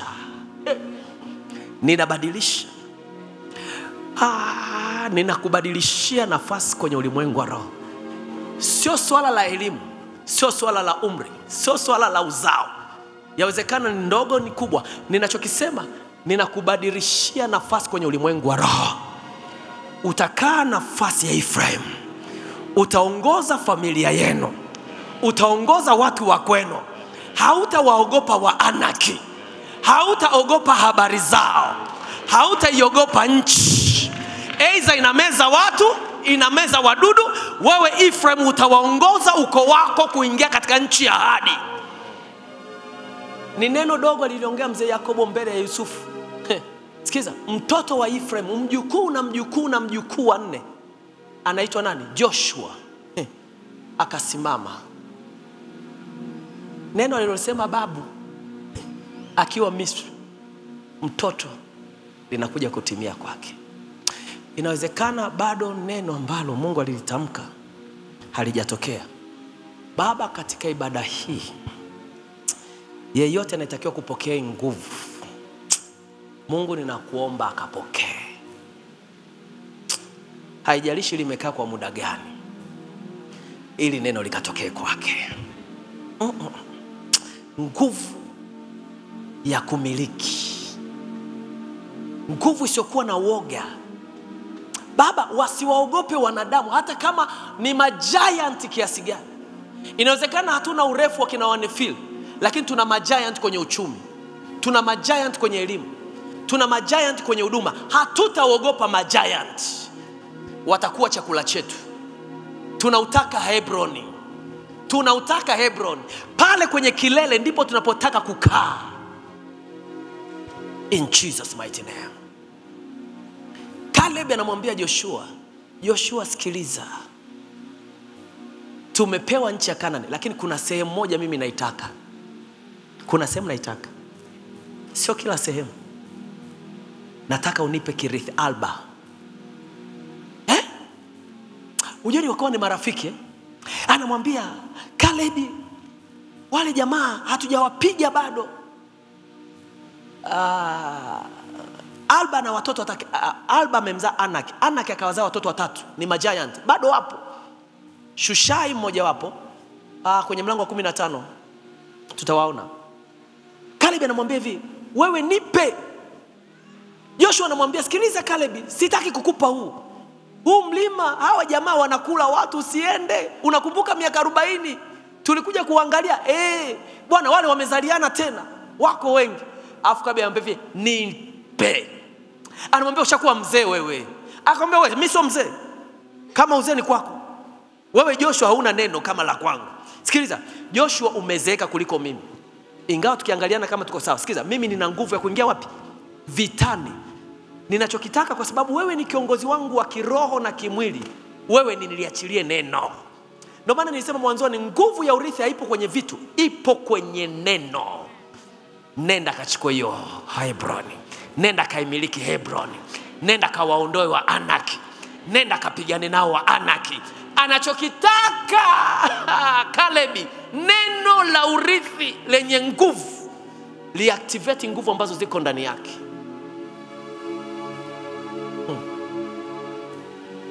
Swala kujiuliza, kwa nini Hebron? Andika, na sio sehemu nyingine. Muda wangu umeisha. Na dakika 10. Mungu wangu, Mungu nisaidie. Naombeni mniongezee muda kidogo. Mtaniruhusu au tumalize hapo hapo? Kwa nini Hebron? Sikiliza. Hebron ukiangalia juu unaweza usielewe, lakini kuna siri Caleb alikuwa anajua. Wakati Abraham anatengana na Rutu, Mungu akamwambia mwache Rutu aende. Rutu akaenda kaangalia, akaona bonde zuri, Sodoma na nini na Gomora, akachukua. Afu Mungu akamwambia fungua macho yako. Nchi ya kwanza aliyoiona Abraham, aliona Hebron. Wakati anafungua macho, nchi ya kwanza Mungu kumuonyeshia Abraham, alimuonyesha nchi gani? Hebron, Kiriath Arba. Nitakupa mistari. Alipoiona Mungu akamwambia sasa hiyo nenda kaimiliki. Kwa hiyo ni nchi ambayo Abraham aliweka makazi ya kuishi. Na popote Abraham alipoweka makazi, Abraham alijenga madhabahu. Alipojenga madhabahu, Abraham akaitolea maneno, akaitolea sadaka. Kwa hiyo ni nchi ambayo imetakaswa, ni eneo ambalo limesha takaswa na Abraham miaka 600 700 nyuma, lakini wengine hawaioni. Hebron ndipo ambapo Abraham alimzika Sara, sehemu inaitwa Makpela. Ndipo aliponunua eneo kwa wakazi wa pale, akamweka Sara na yeye akazikwa katika pango la nini? La Makpela. Kwa hiyo anapoiongelea Kalebi ni sehemu ambapo baba wa imani roho yake ipo hapo, moyo wake uko hapo, pumzi yake iko hapo, mama yake yuko hapo. Sehemu nyingine ndipo ambapo Yakobo anarudi kwa baba yake. Alipokuja kwa baba yake akiwa mzee, baba yake akukaa sehemu nyingine, baba yake alikuwa naishi Hebron. Wewe tusome mistari, utaiandika utasoma nyumbani. Sara alipozaliwa, andika Mwanzo 23 utalisoma, utasoma pango la Makpela. Alipotengana na Rutu ni Mwanzo 13 kuanzia mstari wa 18 mpaka 15. Isaka alipojenga mji wake Mwanzo 35:27. Utaenda kusoma nyumbani, sitakusomea.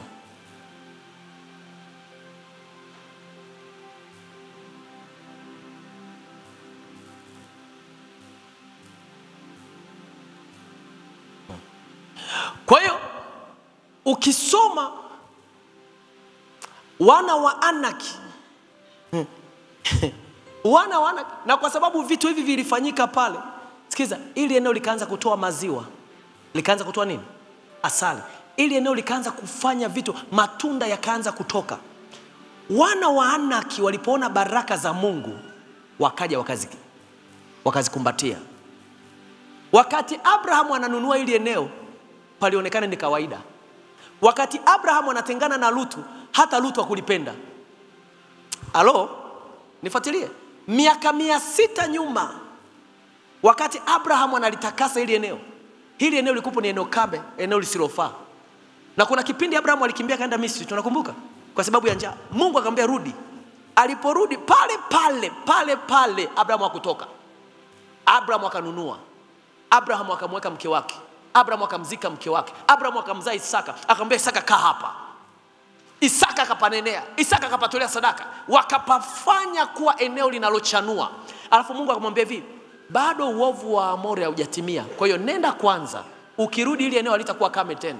Litakuwa lina asali na maziwa. The same baraka za Mungu, wana wa Anaki wakaja wakazimiliki. Kuna baraka ambazo kwenye ulimwengu wa roho zimeshaachiwa, lakini kuna nguvu za giza zinazuia. Sikiza, hatutakiwi kuzikimbia kurudi Misri. Tunatakiwa tukapambane nazo. Tukiwaondoa kwenye ulimwengu wa roho, kuna baraka zitaanza kufanya nini? Zitaanza kuja kwetu. Tutazipata tunachotakiwa kukipata. Biblia inasema hivi, kwa sababu hizi Kalebi akasema msinitanie.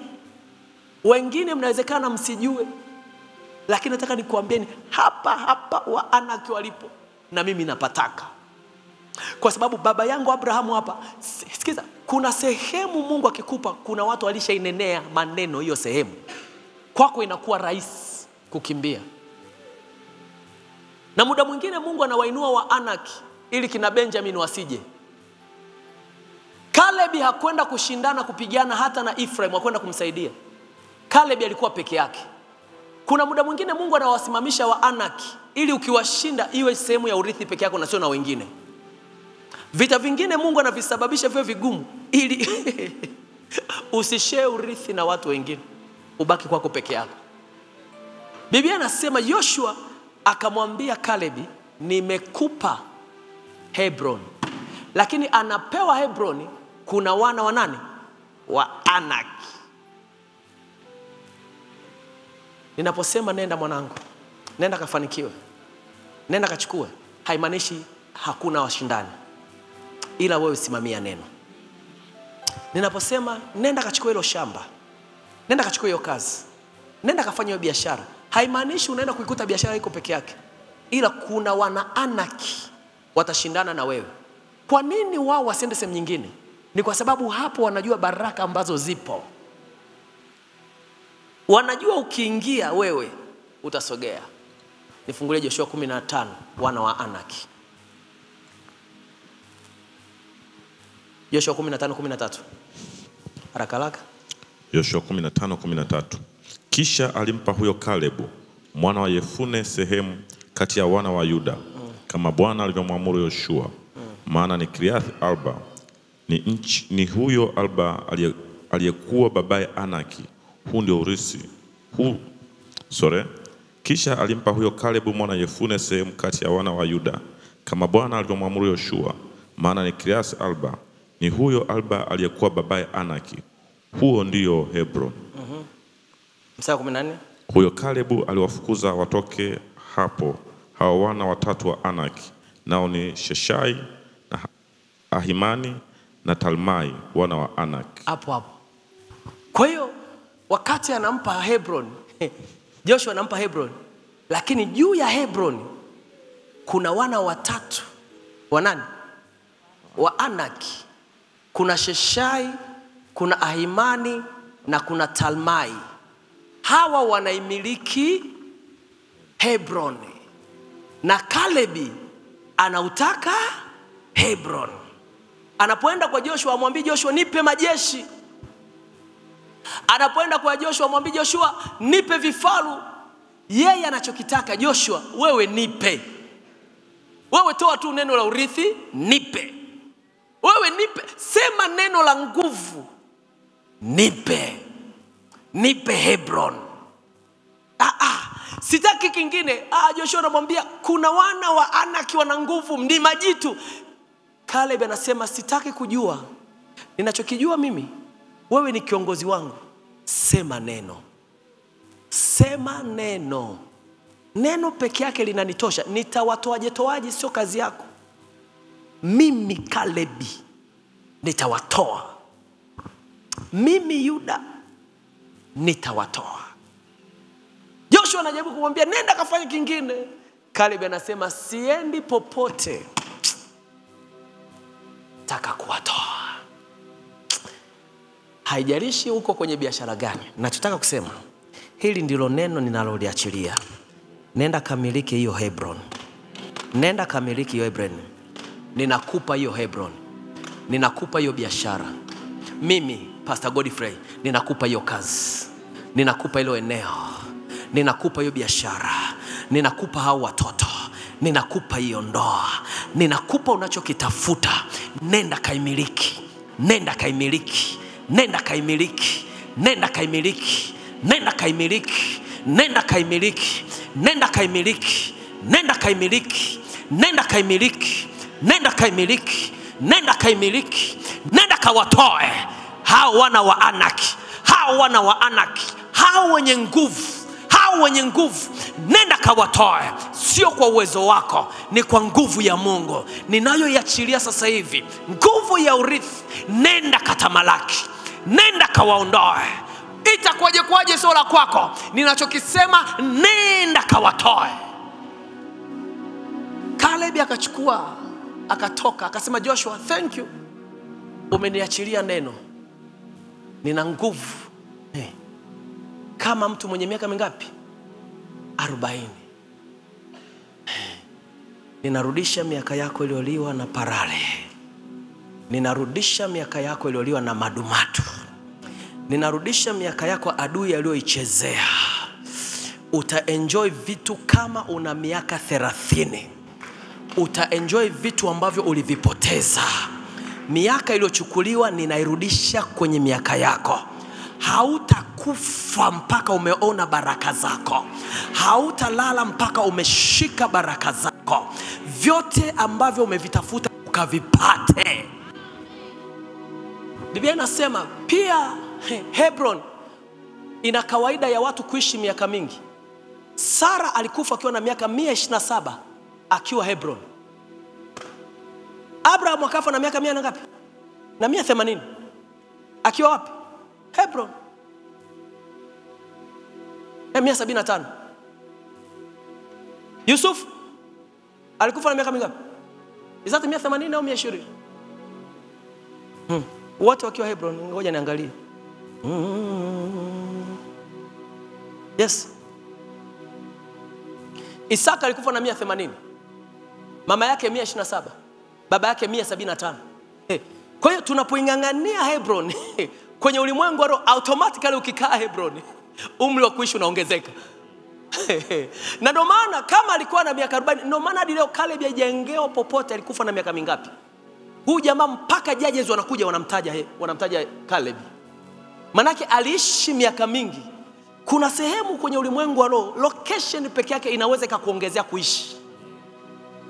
Kwenye ulimwengu wa roho, yani kuna sehemu ambayo sio ya kwako, ukienda unakufa haraka. Kamsome mwana mpotevu, kama angeendelea kukaa kule angekufa mapema. Akasema nitarudi kwa baba yangu, mbona nimepoteza vyote lakini uhai nitaupata kwa baba yangu. Kwenye ulimwengu wa roho kuna location ambayo Mungu amekupa. Kina Anaki wanajua ukija kwenye hii location hautakufa na miaka 80, hautakufa na miaka 60, hautakufa na miaka 90, hautakufa na miaka 100. Utaanza kufa na miaka 100 plus, mpaka baraka zako zilizoandikwa kwenye ulimwengu wa roho ziweze kutimia. I locate you. Ninakubadilishia location kwenye ulimwengu wa roho. Hiyo Hebron ambayo Mungu anaitaka ikakupe kuishi miaka mingi. Na sehemu yote ambayo sio ya kwako ninakutoa usiweze kuimiliki. Ninakutoa kwenye ulimwengu wa roho. Unayenisikia, ninakutoa. Ukianza kuvipoteza ujue kabisa baba alisema siku ile ninatolewa. Na ninakutoa hata kama unakula maziwa na asali, sio maziwa yako. Ninakuchomoa kwenye ulimwengu wa roho. Nikakuweke sehemu ambapo ni Hebron yako ya ukweli.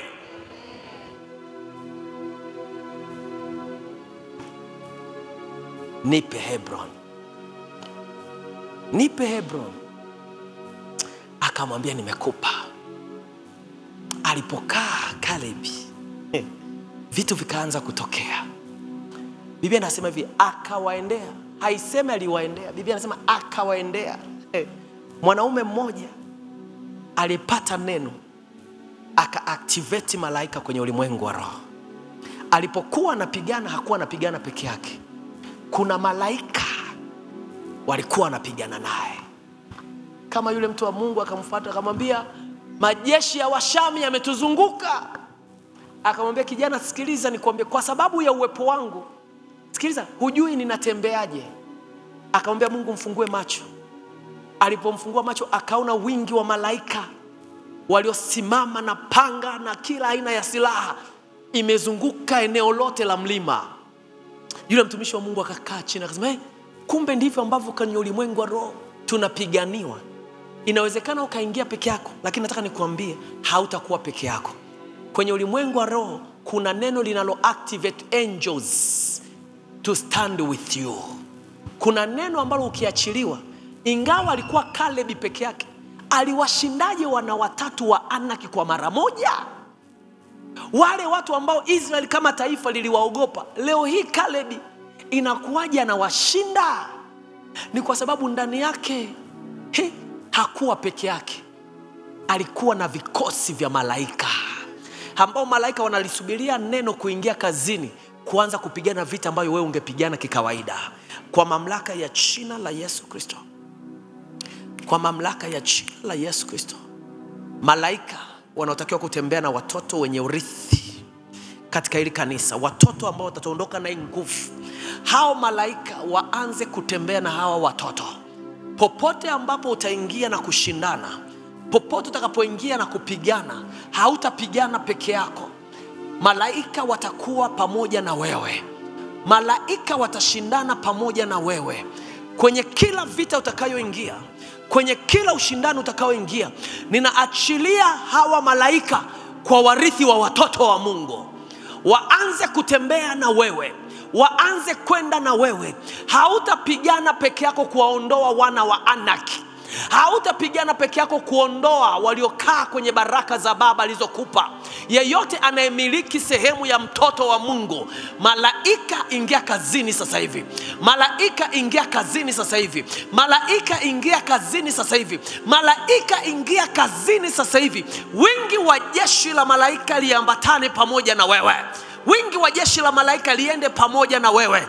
Utakapoingiza mguu wako, malaika wakashuke pamoja na wewe. Utakapoenda, malaika waende pamoja na wewe. Kama ambavyo wakoma walikuwa wachache, wakaondoa kwa sababu ya miguu yao iliyokuwa imekatika katika, lakini walifanya imani. walichukua imani, na Washami wakakimbia na kuacha nyara. Na mimi ninaitakasa miguu yako. Ninatakasa miguu yako kwenye ulimwengu wa roho. Ninatakasa kinywa chako kwenye ulimwengu wa roho. Ninatakasa mikono yako kwenye ulimwengu wa roho. Ninatakasa akili yako kwenye ulimwengu wa roho. Kwa udogo huo ikageuke kuwa ni silaha kwenye ulimwengu wa roho. Kwa udogo huo ambao unao, kwa sababu umeamini, Bwana akazidishe zaidi ndani yako. Bwana akaongeze zaidi ndani yako. Utakapokanyaga kitakuwa ni kishindo. Utakapokanyaga kitakuwa ni kishindo. Utakapoongea itakuwa ni kishindo. Utakapofanya kitakuwa ni kishindo. Kidogo Mungu akakiexpande. Kidogo Mungu akakiongeze. Hakitakuwa kidogo kwako, kitakuwa kikubwa kwenye ulimwengu wa roho. Hakitakuwa kidogo tena. Baba akakitumia kidogo kusababisha vikubwa viweze kutokea. Bwana akakitumie kama mbegu kusababisha nguvu zake ziweze kutokea.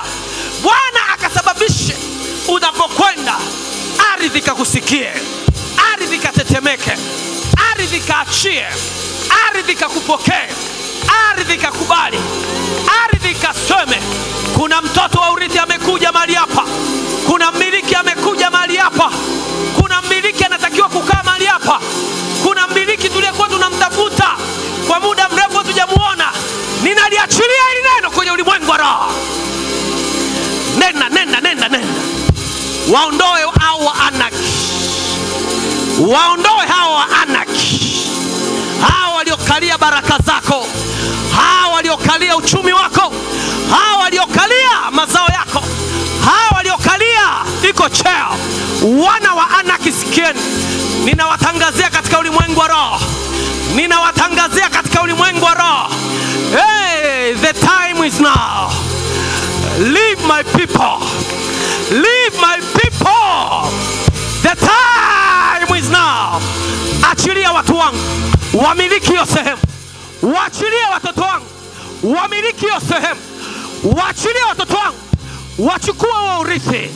Waachilie watoto wangu huo mlima. Ingawa baba yenu amewapa jina, anauita Kiriath Arba, ila sisi tunauita Hebron.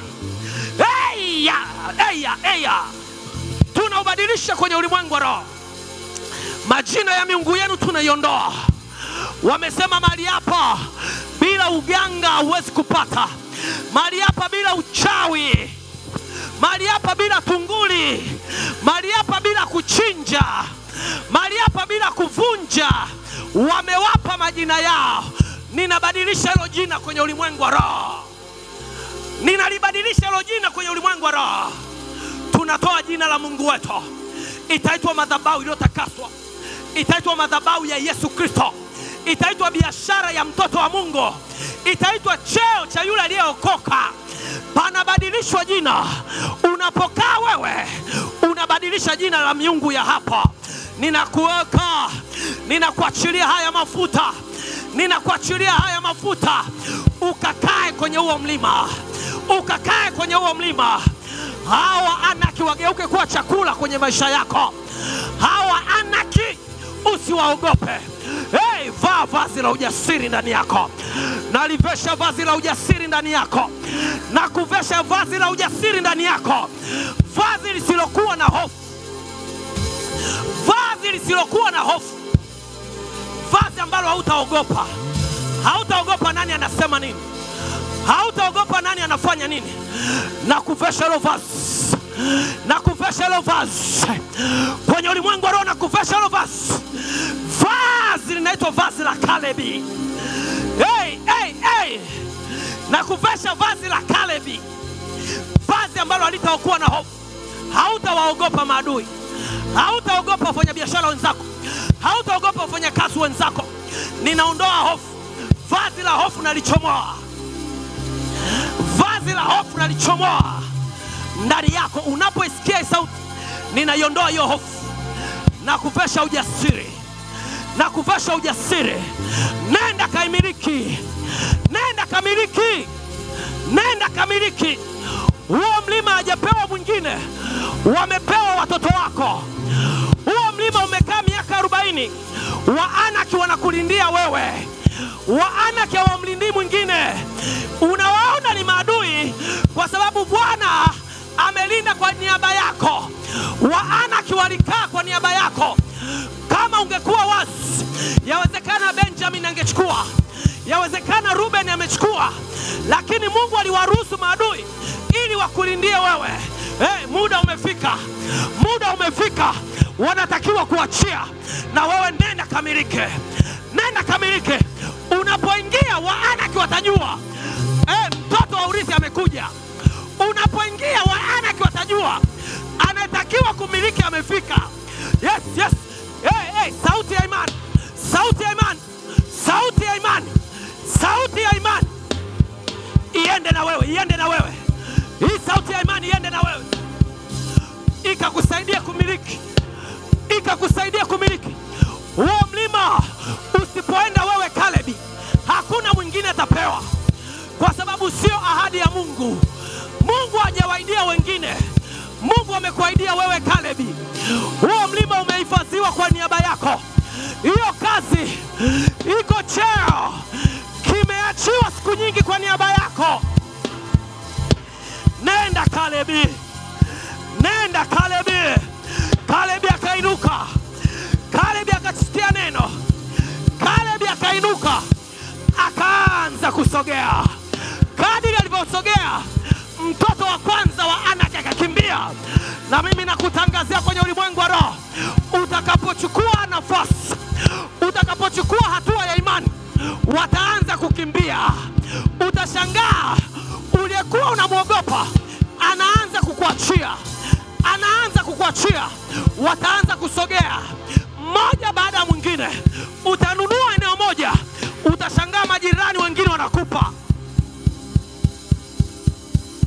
Utachukua kiwanja kimoja, utashangaa na wengine wanakupa. Jua kabisa eneo la baraka lilikuwa la kwako. Waanaki wanaanza kutoka. Ninawatoa, ninawatoa. Ninawatoa wana wa Anaki. Ninawatoa wana wa Anaki. Ninawatoa wana wa Anaki.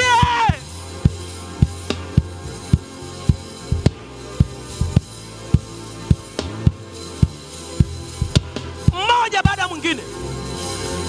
Wako watatu. Ninamfukuza wa kwanza aliyeshikilia upande wa mashariki. Ninamfukuza wa kwanza aliyeshikilia upande wa mashariki. Aanze kutoka.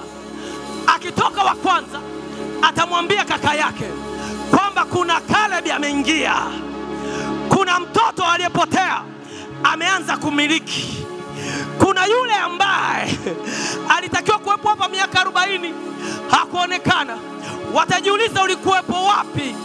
Waambie Bwana alikuwa ananiandaa. Miaka 40 Bwana alikuwa ananiandaa. Miaka iliyopotea Bwana alikuwa ananiandaa. Lesetereketekete. Nguvu ikaingia ndani yako. Kishindo, kishindo. Kishindo. Wakikuona wakakuogope. Biblia ielezei walitolewaje. Wala haikuwa vita kubwa. Walitoka wenyewe. Biblia inasema Kalebi aliwaondoa. Kalebi aliwaondoa. Na Biblia ielezei aina ya vita. Ila Biblia inasema hivi.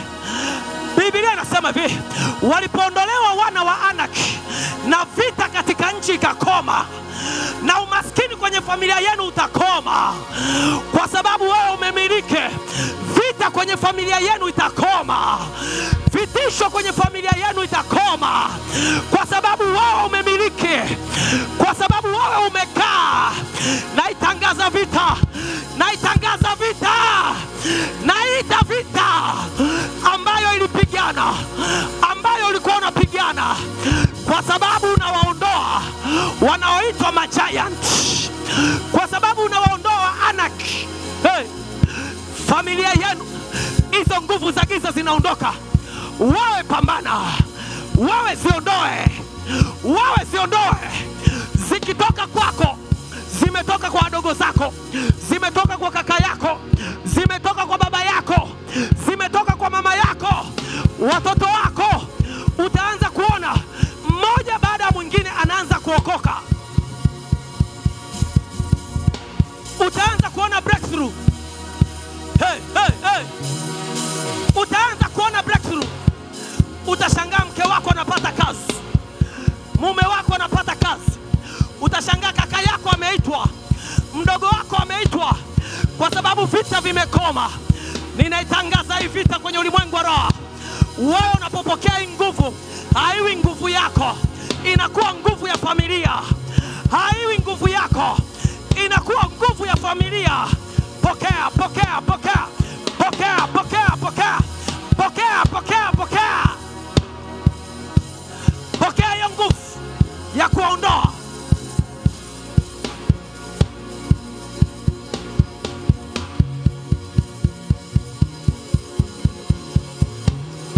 Pokea nguvu. Tunawaondoa. Unapoondoa wewe, na kwa mdogo wako anaondoka. Vita vikaishe. Vita vikaishe kwenu. Kwa sababu umewaondoa Anaki. Kwa sababu umewaondoa Anaki. Vita kwenye hiyo familia ikaishe.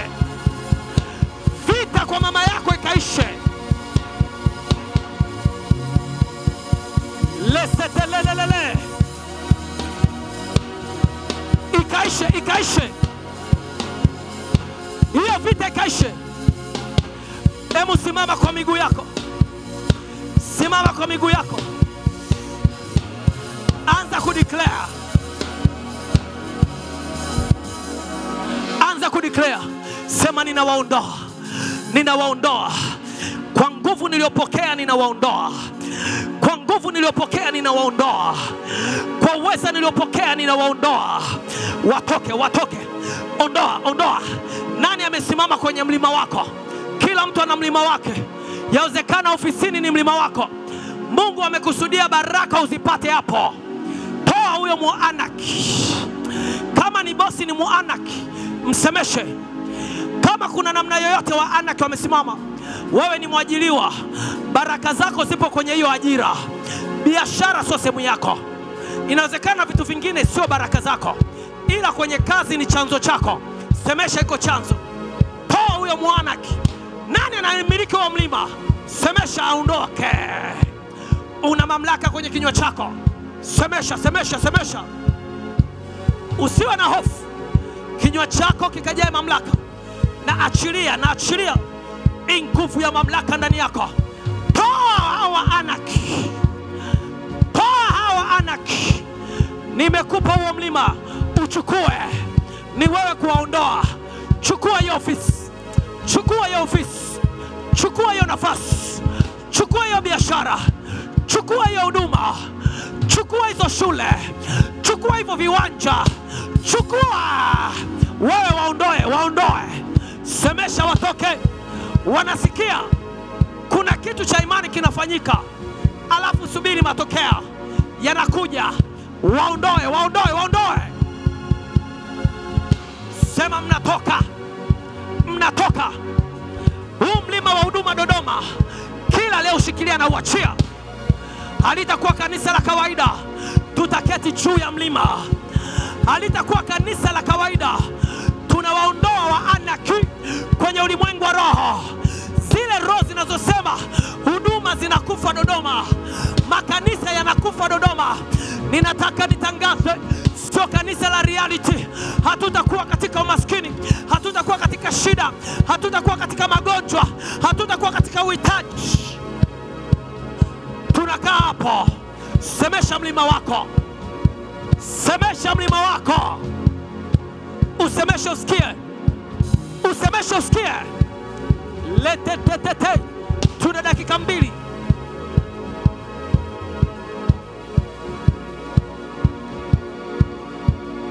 Tuna dakika 2. Semesha.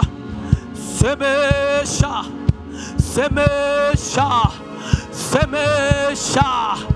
Le. Ebra baba. Nina umiliki. Tangaza kumiliki. Tangaza kumiliki. Tangaza kumiliki. Sema umekuwa wangu.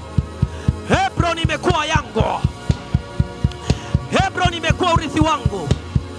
Ninamiliki, ninamiliki. Jitangazie kumiliki. Sema namiliki mimi na watoto wangu. Wataje watoto wako kwenye urithi wa vitu unavyo.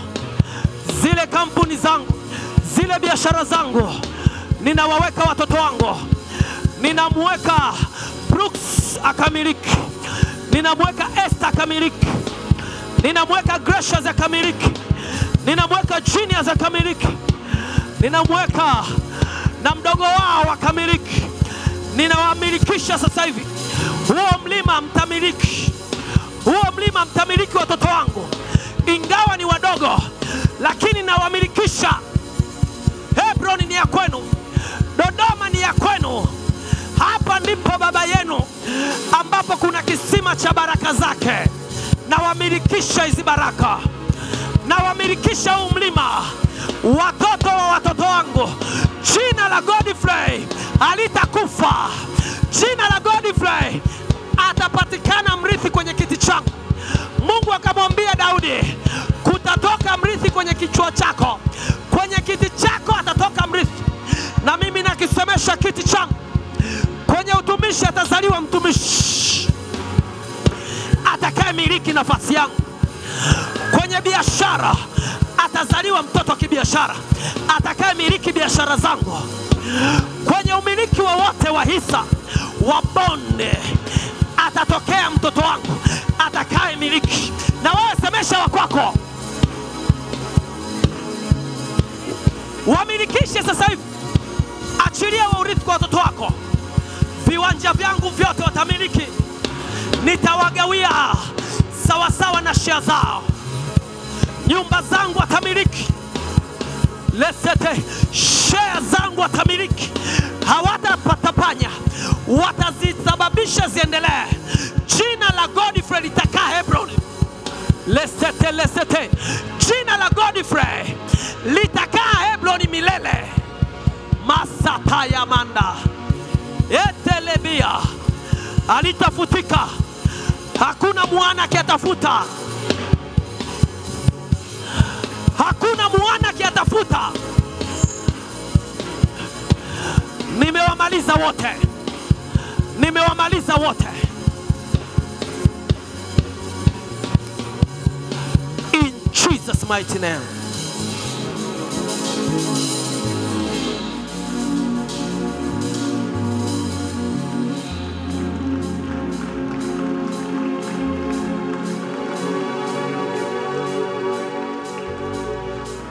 Unaumiliki wa mlima, unaumiliki wa mlima. Mwanangu, nenda kakae. Usikae chini ya mlima, kakae juu ya mlima. Hey. Waambie nipeni muda tu. It's just about time. You will see. Utapanda, Mungu atakusogeza hatua moja kwenda nyingine. Hatua moja kwenda nyingine. Utampiga wa kwanza, watapeana taarifa kwamba Caleb ameingia, mwana wa urithi ameingia. Nenda kamiliki, nenda kamiliki, nenda kamiliki. Usisahau kuwaweka watoto wako. Ukikaa juu ya mlima, andikisha majina ya watoto wako. Wakamiliki baraka ambazo Mungu amekupa. Wakamiliki baraka ambazo Mungu amekupa. Katika huo mlima, jina lako lisisaulike. Jina lako likakumbukwa vizazi na vizazi. Vizazi na vizazi.